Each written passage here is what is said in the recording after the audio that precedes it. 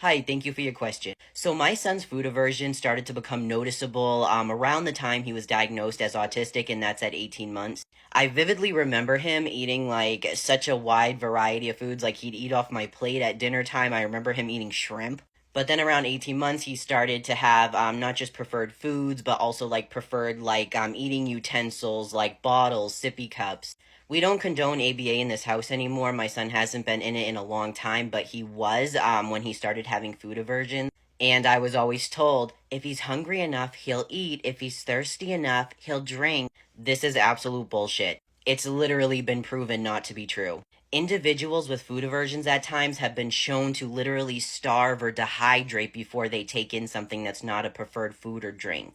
I remember one of the most annoying things about being the parent of a kid with a food aversion. Well, I still am, but it wasn't my kid's aversion to certain foods or drinks.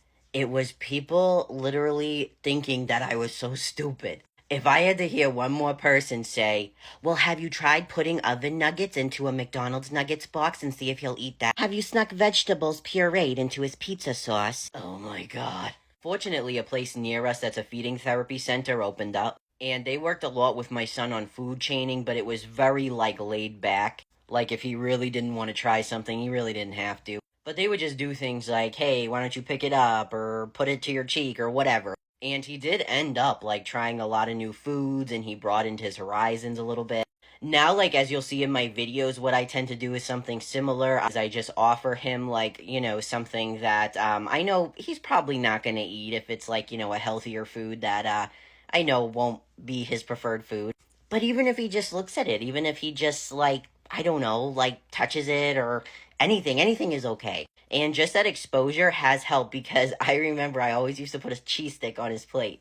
And he never touched it. It always ended up being a hard-ass cheese stick, like, stuck to the coffee table.